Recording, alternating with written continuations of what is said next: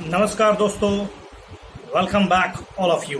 My self Ranjit and आप सबों का हार्दिक स्वागत करता हूं मेरे इस यूट्यूब चैनल में। जैसा कि मैंने आपसे ऑलरेडी वादा किया है कि प्रतिदिन 4 वीडियो कम से कम आपको मिलेंगे, जो क्वेश्चन के माध्यम से एक श्रृंखला होगी। उस क्वेश्चन को मैं पूछूंगा, उसके बाद आपको कुछ समय दूंगा और उसके पश्चात क्वेश्चन का बेहतरीन तरीका से क्वेश्चन को पढ़ने के तरीके और साथ ही साथ उसका आंसर देने के लिए अप्रोच और किन किन बातों पर ध्यान रखने के जो महत्वपूर्ण नियम है उन पर आपको एक तरह से गाइड करूँगा। प्रश्नों को पढ़ते समय मैं आपको आंसर भी बताने की कोशिश करूँगा। ध्यान रहे, प्रश्न कभी कभी आंसर के रूप में भी हो सकते हैं। ओके, तो स्टार्ट करते हैं। अगर आपको फिर से मैं ये कहूं कि मेरे चैनल को सब्सक्राइब कीजिए तो बुरा रहेगा, लेकिन आप अगर अच्छा लगता है तो निश्चित रूप से सब्सक्राइब कीजिए। चलिए स्टार्ट करते हैं। पहला प्रश्न है, ये इतिहास से जुड़ा हुआ है। मतलब मेरा कहना है कि अब हम लोग इस सीरीज में इतिहास और मध्यकालीन भारत और यहाँ तक कि प्राचीन भारत का जो कुछ महत्वपूर्ण प्रश्न है, कल्चर से जुड़ा हुआ प्रश्न है, उन प्रश्नों पर एक निगाह दौड़ाएंगे। ये प्रश्न बहुत से एग्जामों के लिए महत्वपूर्ण है, यहाँ तक कि यूपीएससी जैसे एग्जाम के लिए भी ये बहुत ही फायदेमंद है। तो यूपीएससी के कैंडिडेट भी इस चैनल से लाभ उठा सकते हैं। हाँ, हालांकि ये थोड़ा एडवांस नहीं है, मेरे लैंग्वेज को सुनने में आपको भारीपन लग सकता है, लेकिन अभी धीरे धीरे शुरुआत है, आगे बेहतरीन होगी।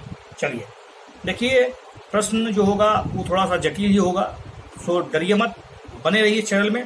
सुनिए, पहला प्रश्न है कि प्रागैतिहासिक चित्रकला,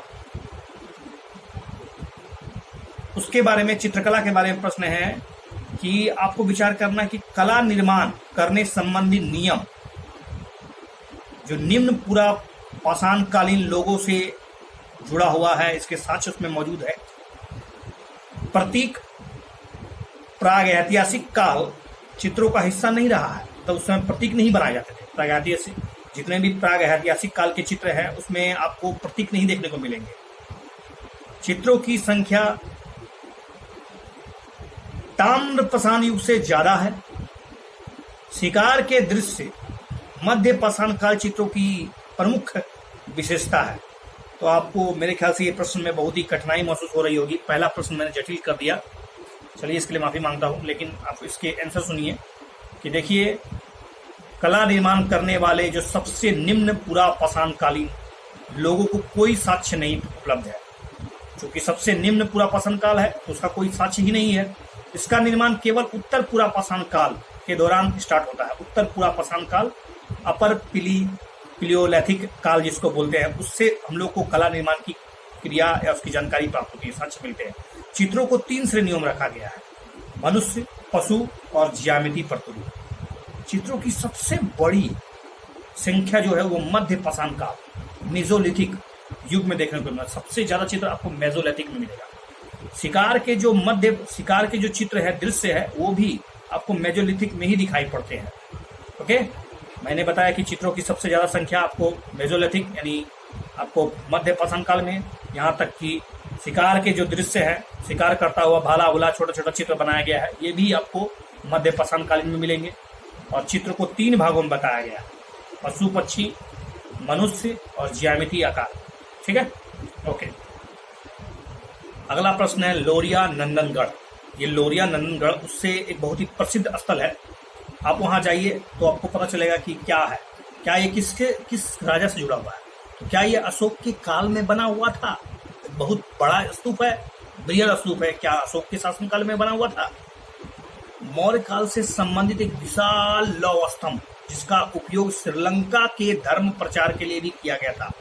क्या ये लोरिया नंदनगढ़ है? जी नहीं, आपको मैं बताता हूं कि पहला ऑप्शन जो था ये अशोक के शासन काल से ही जुड़ा हुआ है। एक बहुत ही विशाल स्तूप है। लोरिया नंदनगढ़ एक ऐतिहासिक स्थल है जो बिहार के चंपारण जिले में स्थित है और ये मौर्य काल के अवशेष यहाँ पाए गए हैं। खुदाई के दौरान एक बहुभुज या क्रॉस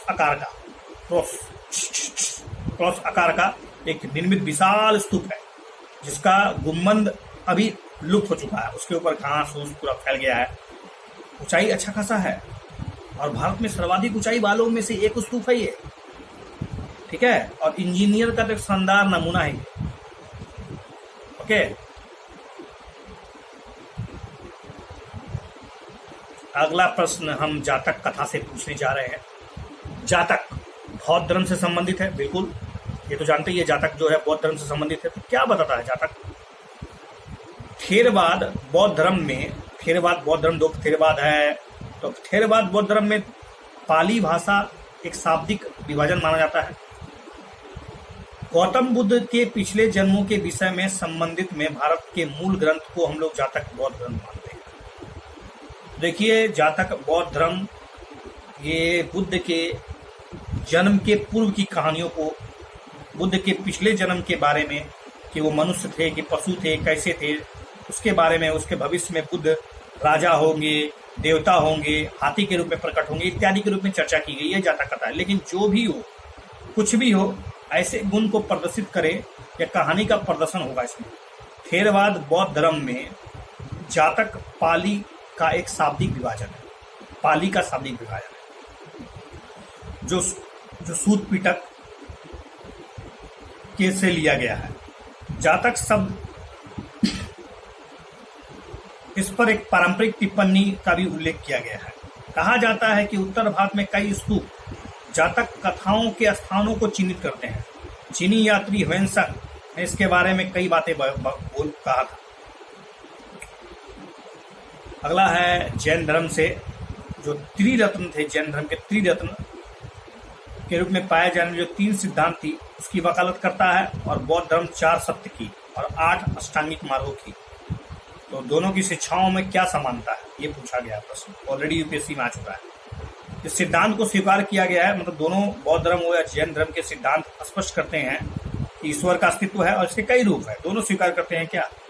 चलिए, यह मानना कि किसी वस्तु में आत्मा नहीं है और जीवन प्रतिरूप में यह निर्जीव है। सोने और चांदी जैसे कीमती धातुओं को प्राप्त करने हेतु अहिंसा और संयम का अभ्यास करना, शरीर को दंड देने के लिए कठोर तपस्या करना, ये 4 बातें मैंने बताई। आपको पहले पता है कि शरीर को कठोर तपस्या में लगाना ये बौद्ध धर्म से जुड़ा नहीं है। बौद्ध धर्म सिंपल जीवन जीने के लिए बोलता है, आराम से जिए, कोई दिक्कत नहीं है, अष्टांगिक मार्ग का पालन करें, 4 सत्य को देखें, जीवन को मीट पात की तरह चलाए, कष्ट देने की कोई जरूरत नहीं है, हर वस्तु में जीवन है, ऐसा कोई बौद्ध धर्म में नहीं कहा गया। हाँ, जैन धर्म में कहा गया है।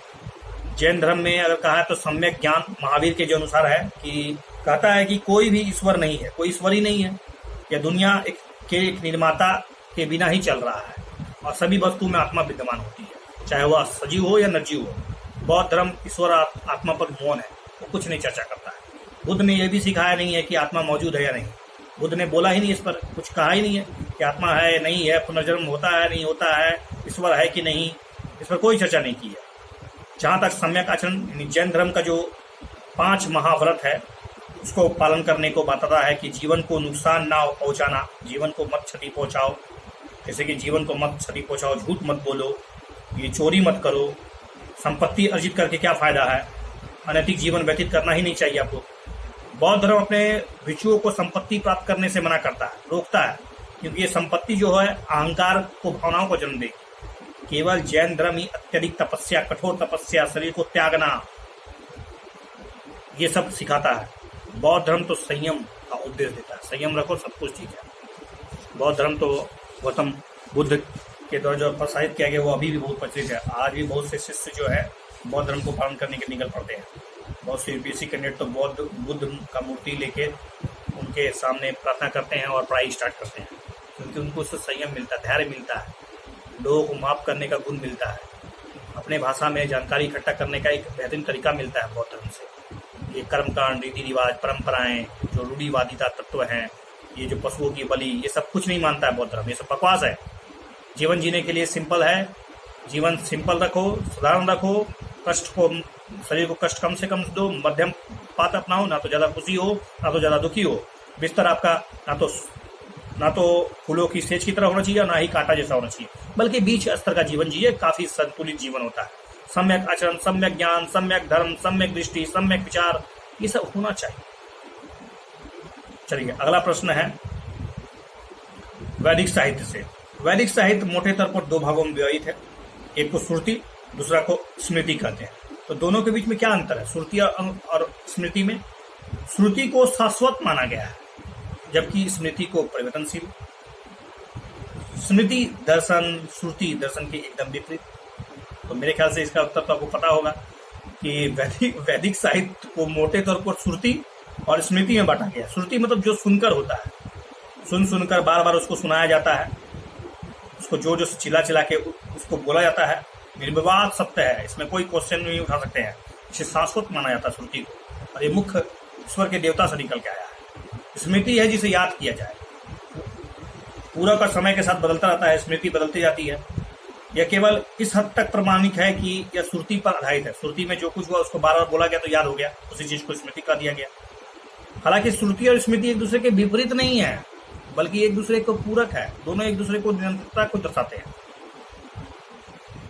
ओके, अगला प्रश्न है गंधार शैली से और मथुरा शैली के बीच में जो बहुत ही बेहतरीन प्रश्न ऑलरेडी यूपीएससी पूछा था कि गंधार शैली की जो उत्पत्ति हुई है वो कुषाणों के शासनकाल के दौरान हुआ था। कुषाण, कनिष्क, क्या गंधार शैली का विकास कुषाणों के शासनकाल में हुआ था? तो आपको मेरे ख्याल से यह प्रश्न तो हल्का लग रहा होगा। गंधार शैली में बुद्ध के जन्म, उनके त्याग, उनके उपदेश को दर्शाया गया है, और मथुरा शैली में बुद्ध और शिव तथा विष्णु के साथ साथ पार्वती और लक्ष्मी के छवियों को भी दिखाया गया। तो सबसे पहला बात ध्यान से सुनिए कि गंधार शैली का विकास कुषाणों ने नहीं बल्कि इंडो ग्रीकों ने किया था। ठीक है, इंडो ग्रीक के शासकों के शासनकाल में हुआ था। लेकिन कला की शैली का वास्तविक शासक कहा जाए, इसका प्रसार, इसका विस्तार शक और कुषाणों के शासनकाल में, खास करके कनिष्क के शासनकाल में हुआ था। उसने बुद्ध के जन्म, उनके त्याग, उनके उपदेश को दर्शाया। मथुरा शैली का विकास स्वदेशी रूप से हुआ, भारत में ही हुआ है। मथुरा शैली बुद्ध और विष्णु, यहाँ तक कि शिव के साथ साथ पार्वती, लक्ष्मी की देवी देवताओं के चित्र को, छवियों को उकेरता है। ओके, अगला प्रश्न है सातवाहनों से। सातवाहनों के संबंध में कहा जाता है कि सातवाहन जो है बौद्ध धर्म और ब्राह्मणवाद का संरक्षण थे। क्या उन्होंने ब्राह्मणवाद और बौद्ध धर्म दोनों को संरक्षण दिया? उन्होंने अश्वमेध और राजसूय यज्ञ कराया। उन्होंने प्राकृतिक भाषा में साहित्य का संरक्षण किया, प्राकृतिक भाषा को प्रोमोट किया, साहित्य को संरक्षण दिया। तो जितनी भी बात मैंने बताई सातवाहनों के बारे में सब कुछ सही है। सातवाहनों को पुराणों में आंध्र कहा गया है। आंध्र यह दक्कन में स्थित एक प्राचीन भारतीय राजवंश था। सातवाहन पहली शताब्दी ईसा पूर्व से लेकर तीसरी शताब्दी ईसा पूर्व तक पूरा दक्कन भारत में फैले रहे। गौतमी पुत्र सातकर्णी और उनका उत्तराधिकारी जो वशिष्ठी पुत्र पुल्लमी के शासनकाल में अपने राजवंश का चरम स्तर पर पहुंच जाना सातवाहन का माना जाता है। उन्होंने भारत के गंगा के मैदान से लेकर दक्षिण के सिरे तक अपने व्यापार, अपने विचार, अपनी संस्कृति का हस्तांतरण में बहुत ही महत्वपूर्ण भूमिका निभाई। संस्कृति का पुल का निर्माण किया। कैसे एक दूसरे से दक्षिण भारत उत्तर भारत कैसे जुड़ा? जस्ट बिकॉज ऑफ सातवाहनों के कारण। उन्होंने हिंदू धर्म के साथ साथ बौद्ध धर्म को भी समर्थन दिया, प्राकृतिक साहित्य का संरक्षण किया। उन्होंने अश्वमेध और राजसूय यज्ञ करवाए। ओके, अगला प्रश्न है गुप्त काल से। गुप्त कला और साहित्य के बारे में आपको विचार करना है। गुप्त वंश के समय में जो गुप्त कला था और वास्तुकला था उसके बारे में बताइए। इस काल के दौरान नागर और द्रविड़ शैली दोनों की शैलियां बहुत ही विकसित हुई। इस पर गंधार शैली का कोई प्रभाव नहीं था। गुप्त काल में धातु कर्म व्यवसाय अपने अद्भुत स्थिति में था, अपनी अद्भुत प्रगति में था। तो जी हाँ, इसमें तीनों कथन सही हैं। अर्थात गुप्त काल के दौरान नागर और द्रविड़ शैली विकसित हुई, लेकिन इस अवधि की अधिकांश वास्तुकला हुनों के द्वारा विदेशी आक्रमण के दौरान क्षतिवितत हो गई, नष्ट हो गई। झांसी के जो पास देवगढ़ का जो मंदिर है, इलाहाबाद के पास जो गढ़वा का मंदिर है, वो भी मूर्तियां सब गुप्त काल के दौरान ही बनी हुई है। इस पर गंधार शैली का हालांकि कोई प्रभाव नहीं है। लेकिन मथुरा में बुद्ध की जो खड़ी मूर्ति है, बहुत ही सुंदर मूर्ति है, वो ग्रीक शैली से प्रभावित है। गुप्त काल के दौरान धातुकर्म का जो व्यवसाय था वो अपने चरम उत्कर्ष पर था। शिल्पकार की धातुओं की मूर्ति, स्तंभों की ढलाई, कला के कुशल प्रवीण थे इसमें। सुल्तानगंज में एक बुद्ध की विशाल तांबे की जो मूर्ति मिली है, जो अभी बकिंगम में है, वो भी उसी समय बना था। दिल्ली का जो आपको लौह स्तंभ देखने को मिलेगा, खड़े शताब्दियों से सोचिए, खड़ा धूप बारिश में खड़ा है। ये महान इंजीनियरिंग का एक जीता जागता सबूत है कि हमारा भारत भारत का इतिहास कितना मजबूत था, कितना सुदृढ़ था, कितना आगे था धातु कर्म में। अगला प्रश्न है चोलकालीन चित्रों से संबंध है। चोलकालीन इन्हें अक्सर मंदिर के पटल पर चित्रित किया था। मंदिर के पटल पर ये भगवान शिव से संबंधित कथाओं और पहलुओं को प्रदर्शित करता है। चोलकालीन चित्र इसमें मनुष्यों और पौधों का चित्रण नहीं किया गया है, बिल्कुल ही गलत। चोलकालीन मनुष्यों और पशुओं के भी चित्र को उकारता है, ठीक है। और रही बात तो चोलकालीन चित्रों की जो प्रमुख है उसकी विशेषता यह है कि उसको दीवारों पर उकेरा गया, मंदिरों के पटल पर, और अक्सर मंदिर के पटल पर ये चित्र होते हैं। भगवान शिव से जुड़े हुए हैं ये सब चित्र, ठीक है। नटराज का जो मूर्ति आपने देखा हुआ चोलकालीन मूर्ति है। संगम युग के जो राजवंश है उसके बारे में विचार कीजिए। संगम युग के जो राजवंश थे, संगम काल के दौरान शासन जो था वो वंशानुगत था, राजशाही राजा था, राजशाही का स्वरूप था, बिल्कुल होगा। प्रत्येक संगम राजवंशों का स्वयं का शाही राज चिन्ह था। जैसे कि आपको पता होगा कि पांड्यों का जो राज चिन्ह था वो मछली था, तो बिल्कुल ही मेरे ख्याल से आपको पता होगा संगम साहित्य के बारे में। संगम काल के दौरान शासन राज वंशानुगत था, राजशाही था, राजा द्वारा होता था। हालांकि मंत्री, दरबारी इत्यादि, पंडित, पुरोहित ये सब होते थे उनको सलाह मशवरा देने के लिए। प्रत्येक संगम राजवंशों ने अपना मतलब राज चिन्ह रखा था। जैसे पांड्यों ने राज चिन्ह मत्स्य मछली रखा था, चोलों का राज चिन्ह बाघ था, चेरों का राज चिन्ह धनुष था। अब हम आपको गुप्त काल से संबंधित प्रश्न फिर से पूछ रहे हैं गुप्त युग के बारे में, कि गुप्त युग को अक्सर भारतीय वास्तुकला का स्वर्णिम युग के रूप में जाना जाता है, जिसने सभी धर्मों के लिए अनुकरणीय सहिष्णुता की एक तरह से मतलब पाठ सिखाया। गुप्त काल के दौरान गुफाओं के निर्माण का विकास किया गया। गुफाओं में छवियों को जो बनाया जाता था उसको फ्रेस्को पेंटिंग के माध्यम से बनाया जाता था। तो देखिए आपको पता होगा कि गुप्त काल को ही अगर कहा जाए तो भारतीय वास्तुकला का स्वर्णिम युग कहा जाता है, बिल्कुल सही है। 4वीं शताब्दी के समय गुप्त साम्राज्य अपने चरम पर था। भारतीय वास्तुकला के लिए वह स्वर्णिम युग माना जाता है। मंदिर वास्तुकला की अवधि के दौरान, इस अवधि के दौरान मंदिर वास्तुकला अपने चरम उत्कर्ष पर पहुंच चुका था। बौद्ध जैन कला इस युग में अपने चरम उत्कर्ष पर थे, चरम पे थे। गुप्त शासक विशेष रूप से बाद के चरण में ब्राह्मणवादी शासक हो गए। हालांकि इसने सभी धर्मों को सम्मान दिया, उनके प्रति सहिष्णुता बरती। गुप्त काल के दौरान गुफा का निर्माण का विकास लगभग स्थिर रहा। हालांकि गुफाओं की दीवारों पर भित्ति चित्र जो बनाए जाते थे, जैसे कि आप एलोरा जाइए, अजंता की गुफाएं जाइए, ये सब गुप्त काल के दौरान बनाए गए। अजंता की गुफाओं में छवियों को आप देखिएगा तो फ्रेस्को पेंटिंग का उपयोग किया गया। फ्रेस्को पेंटिंग में कुछ होता क्या है आपको बता देता हूँ। अगर आप कमेंट सेक्शन में लिखे तो बहुत अच्छा बात है, लेकिन मैं आपको बताता हूँ। फ्रेस्को में गोबर से पहले लेपा जाता है, उसके बाद चूना पत्थर से उसको लेप दिया जाता है और उसके बाद उसकी पेंटिंग की जाती है। ये है फ्रेस्को चित्र। चलिए, that's sufficient for this video because I am tired, but I love to say if you subscribe my channel, share my channels, I definitely will try level best to upload 2 or 3 or more videos in one day, but you have to be subscribe my channels। अगर आप इस तरह से मेरे video को लगातार देखें, मेरे व्यूअर्स बढ़ेंगे, निश्चित रूप से मुझे आशा जागेगी कि मैं इसे बेहतरीन कर सकता हूँ। तो चैनल को देखिए, बार बार सुनिए, आपके लिए बहुत ही फायदेमंद है। बेहतरीन सोर्स ज्ञान का एक तरीका हो सकता है। किसी के भाषाओं को सुनने के दौरान आप अपने दिमाग को अटेंटिव रखते हैं। मेरी और भी कुछ अच्छी बातों को लाने के लिए बाद वीडियो में लाऊंगा। हो सकता है मैं तेजी से बात करता हूँ, ये मेरी थोड़ी सी कमियां हैं, इसको सुधार जरूर करूंगा। आप मुझे कमेंट सेक्शन में बताइए क्या कमियां हैं। Thanks a lot for watching this video. Thank you.